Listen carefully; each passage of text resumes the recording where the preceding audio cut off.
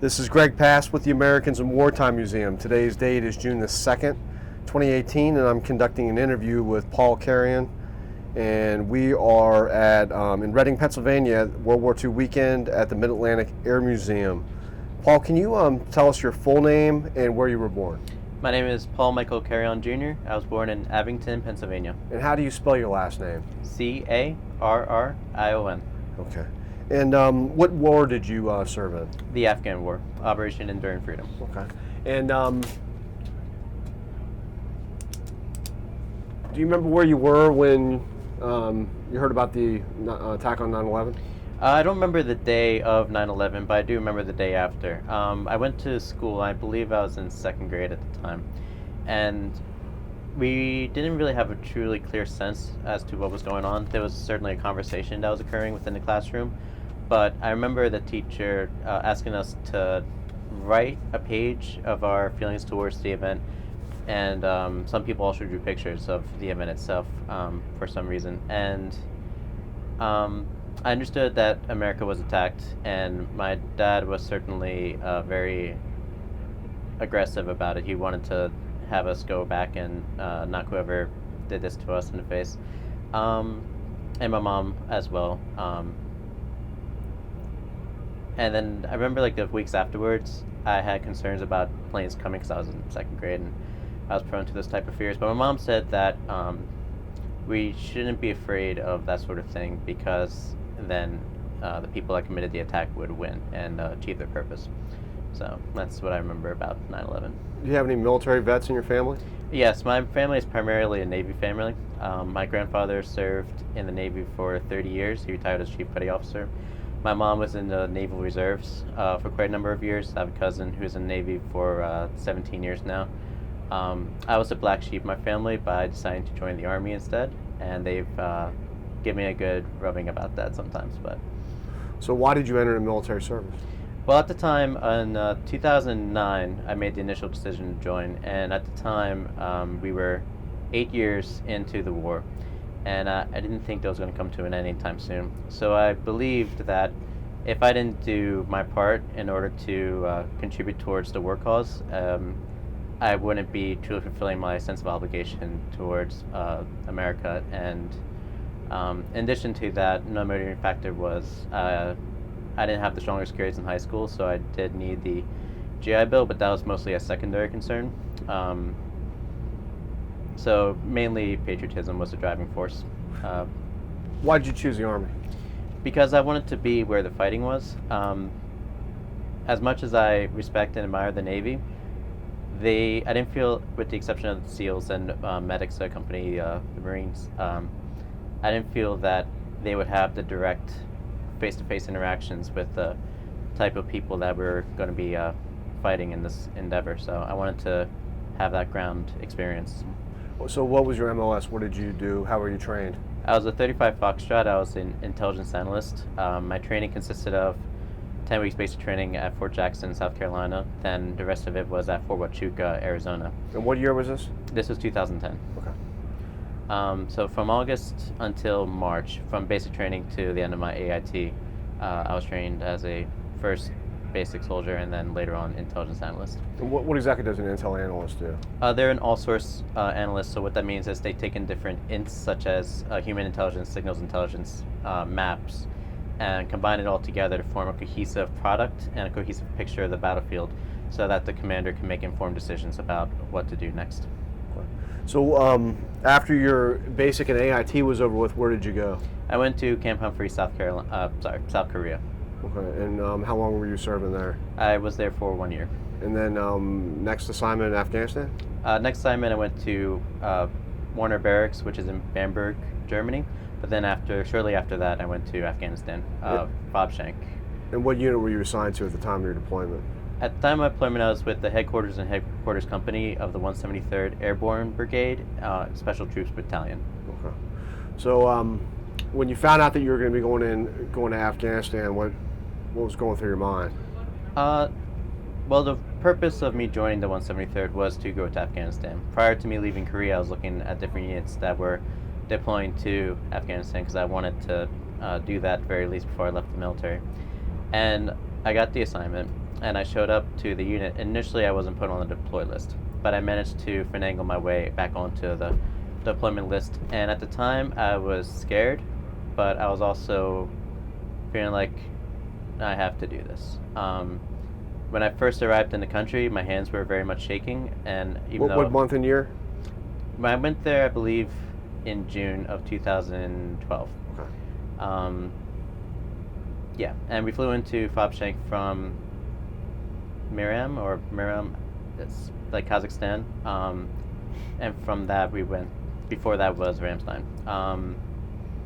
My feelings about it, like I said, I was scared, but shortly thereafter I was well adjusted and ready to take on the mission at hand. Okay, so where were you? What was your primary duties at? Where were you in Afghanistan? Initially, I was in a all-source intelligence cell with the Bravo company, basically with the fusion cell. So basically, we took in different intelligence reports that were coming in concerning the battlefield in Logar province and a couple of other places just south of us. I can't remember what those places were called.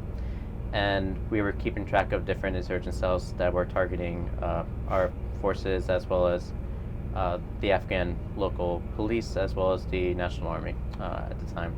Shortly after that, I was transferred over to the S2 cell of the headquarters and headquarters company of the Special Troops Battalion. And my function there was intelligence for base security. And essentially what I did there was whatever reporting was coming in concerning threats against the base, I would keep track of, and if it was concerning a insider threat, I would attempt to identify the persons that were attempting to bring about an attack. And how many people are at this base?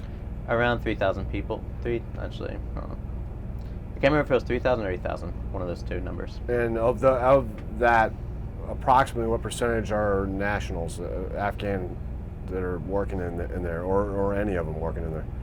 So we had, although it was one base, one Fabshank, there was a separate section where the Afghan, either police or the army, was stationed at as well, but they were separated from us.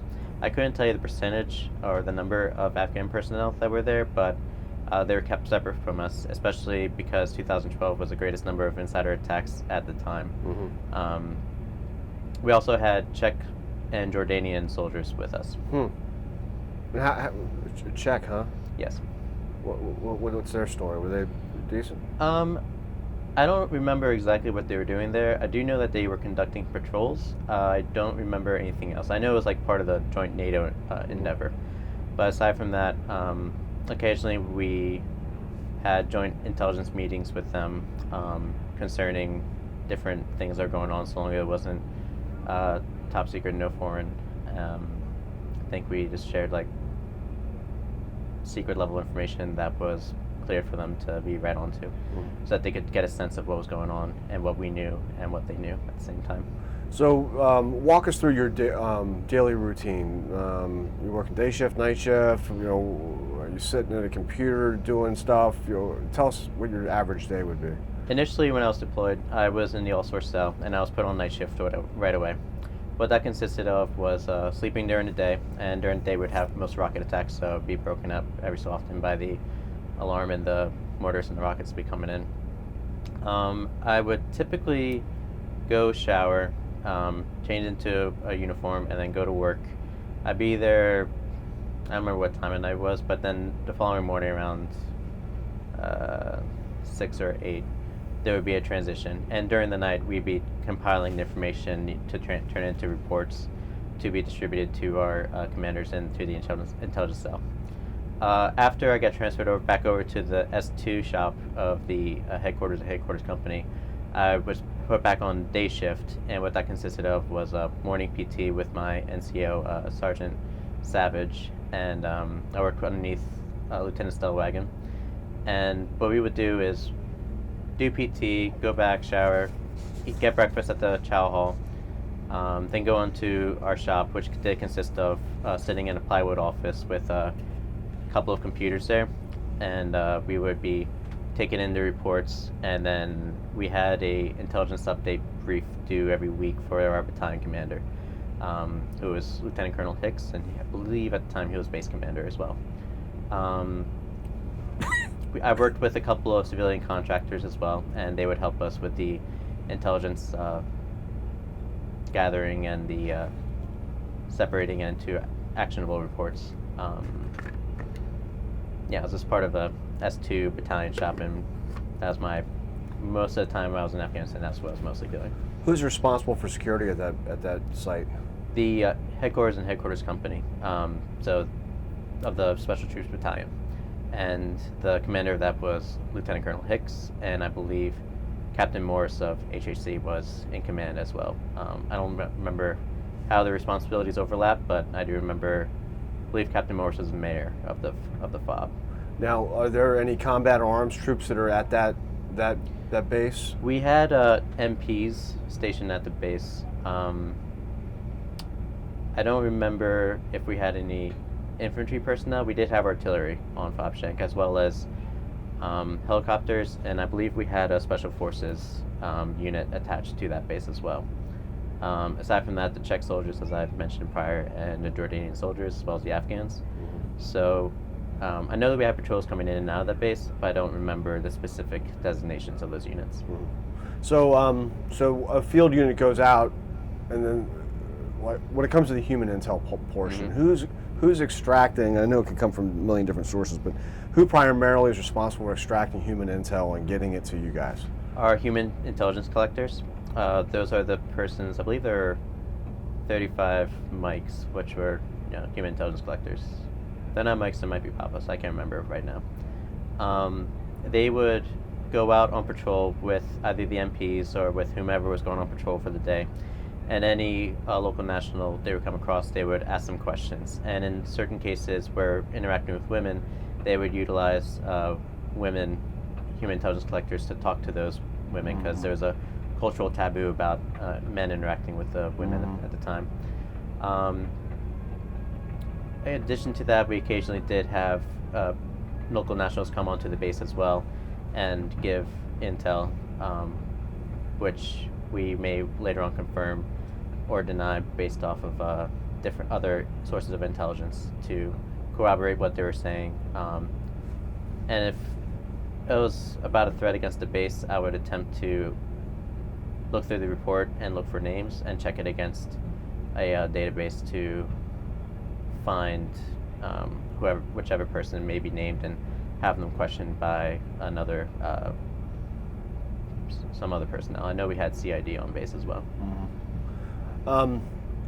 So your living quarters, are you in a tent, are you in a Connex, are you building? What? Yeah, I was in a tent, and we had plywood walls separating each room.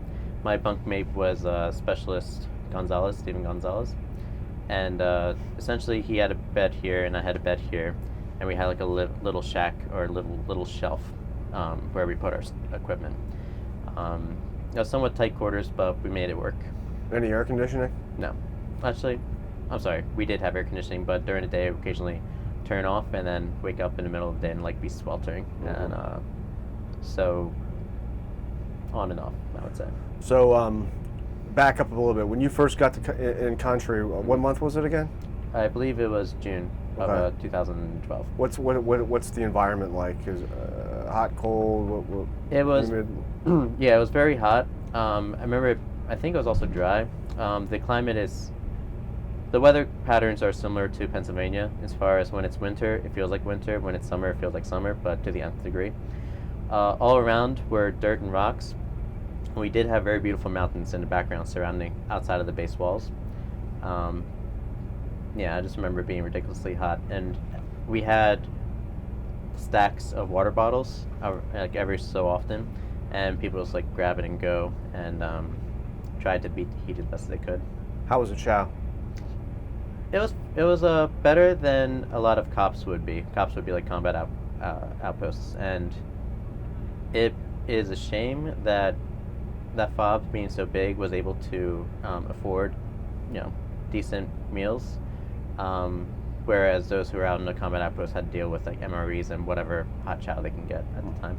Now, who's cooking that? Are they? I believe it would be contracted Afghan local nationals at the time, or other foreign nationals that weren't from Afghanistan. I can't remember. I can't remember right now. So, married? I'm engaged at the moment. Okay. Were you then engaged? I was not. Okay. How did you communicate with your folks? Over Facebook primarily. I didn't use Skype because I didn't want to like see their faces while I was downrange. My folks also sent me care packages with like different things that people in my unit wanted, like beef jerky and whatever else. Facebook. So did you have a tablet, or how? Computers you have access to? Yeah, there are computers there that we could use. There's like a tent set up with like a line of computers on either side, and people would use that to stay in contact with their folks. And I assume there were strict rules about what could be said and what couldn't, or? Yes, there was. Anytime that anybody got hurt or anytime that anybody got killed, we weren't allowed to discuss it with outside persons. And we couldn't contact the families. They had to be like notified through the proper channels first. So it's very strictly controlled. And that was especially true with an incident involving my friend Seth Katouche. He was hit by a IDF, so indirect fire, and essentially it went into the room next door of his intel cell. It killed the. Was this the same place you were at? Yes. So it was a different part of the base, but it was the same base itself. We had over 200 incidences of indirect fire incidents, and can't remember the number of people that were killed or injured, but it was a great many. And eventually, we compiled the numbers to make a case for installing a phalanx missile defense system, so that any other incoming rocket attack would be knocked out by the same equipment they use on naval ships to knock out any incoming fire as well. What was the gentleman's name that was hit? Seth Katouche. Okay. Yes, he lived, but he's now paralyzed from the waist down.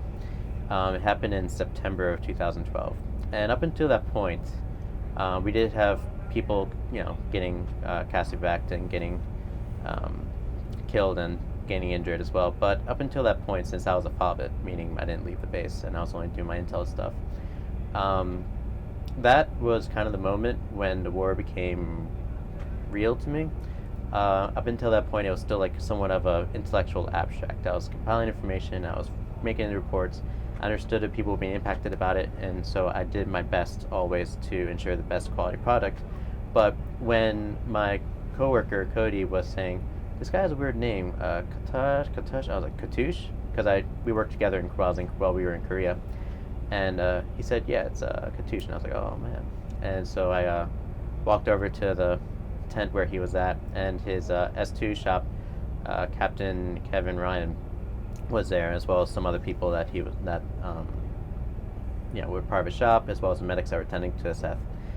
And he was unconscious that time. They knocked him out, and I remember Captain Ryan telling me that when they were taking him from the shop to the medical tent, Seth was saying like, "I can't feel my legs," and Captain Ryan was like saying, it's fine, it's fine, it's fine.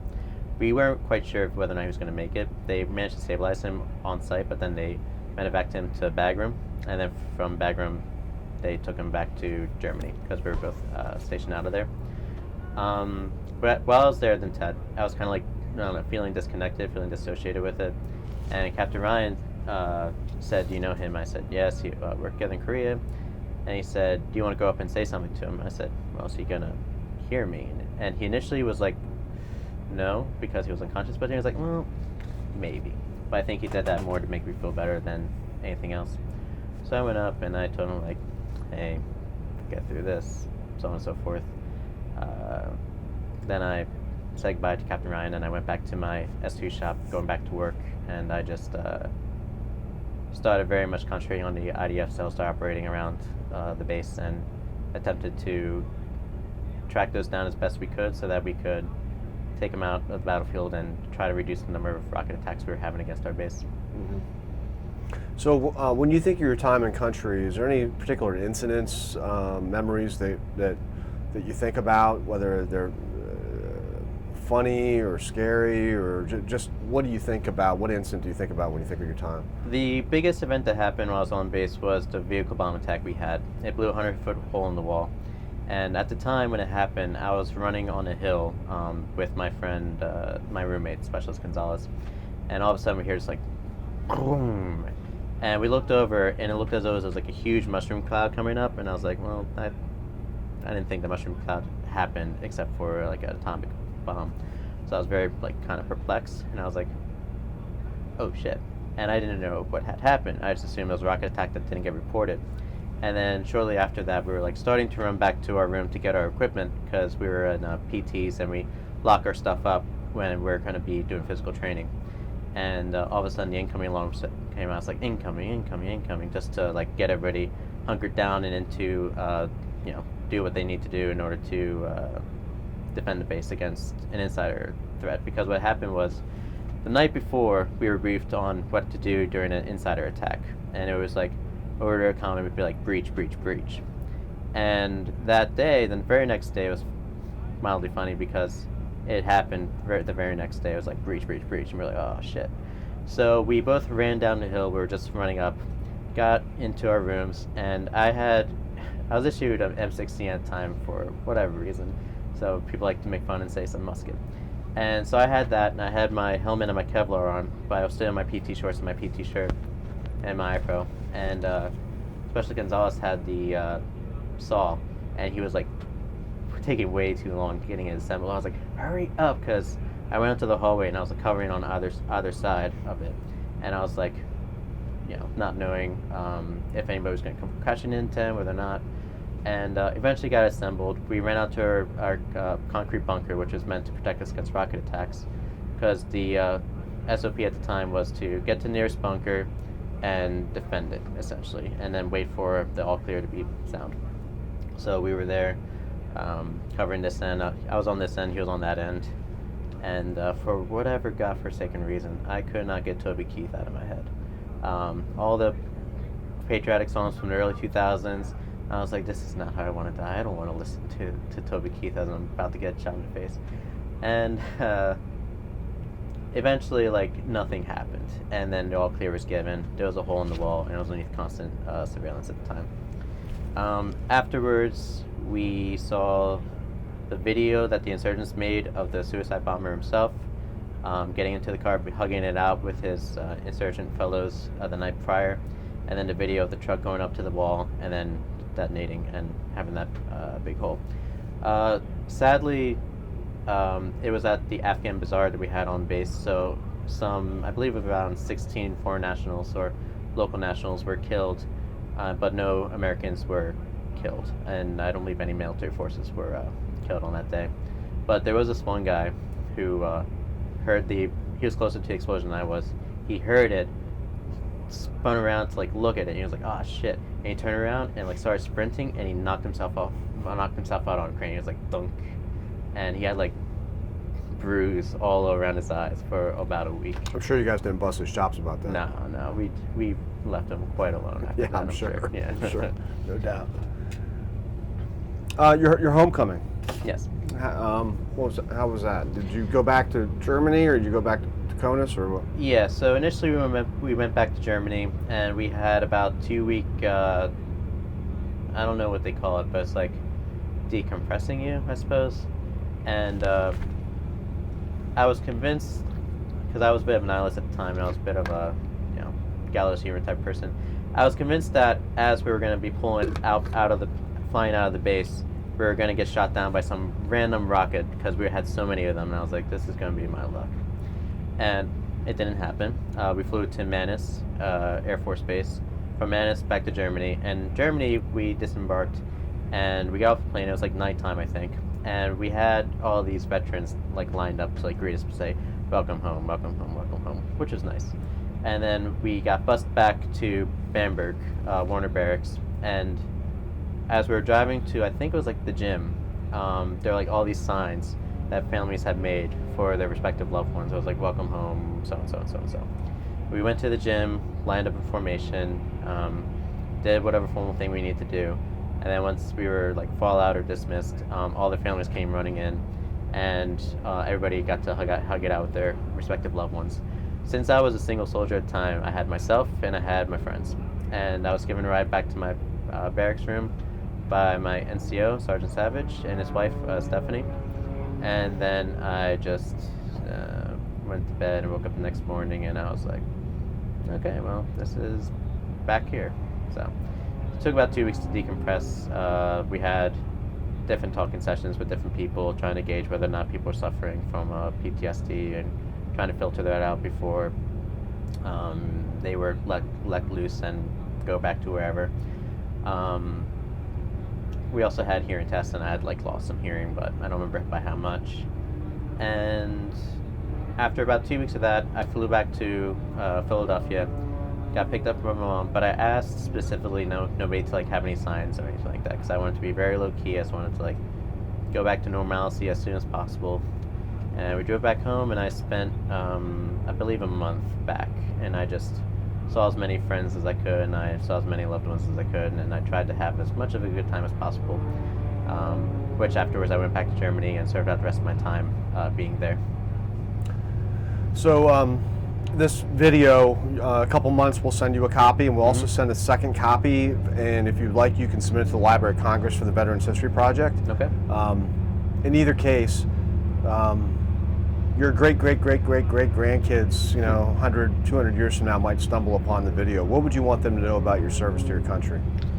I want them to know that violence alone isn't sufficient to accomplish the goals the task at hand. You also need to have a follow-up strategy. Anytime that you want to commit your forces to engage in a war which may or may not have an immediate impact on domestic stateside, you have to weigh the costs of the individuals that you're sending over, not only if they die, but also whatever memories are heavy, their friends that may become injured or killed. Not just the physical costs, but the emotional ones as well. I would want them to say that Afghanistan at the time was a very, very, very oppressed country, where a particular group of individuals, through a campaign of coercion, intimidation, kidnapping, maiming, leaving bodies on the streets for the local nationals to stumble upon, wanted them to repress the individual rights and liberties that we take so granted in this nation as of 2018. And those things, although maybe enshrined in a constitution or a legal document, only have as much strength as we're willing to reinforce it with through strength of arms and through police powers and through individual sacrifice. But when it comes to foreign affairs, make sure that it is truly for a just cause to justify the sacrifice. All right. Well, thank you for coming in today to tell us your story, and I thank you for your service. Thank you for having me.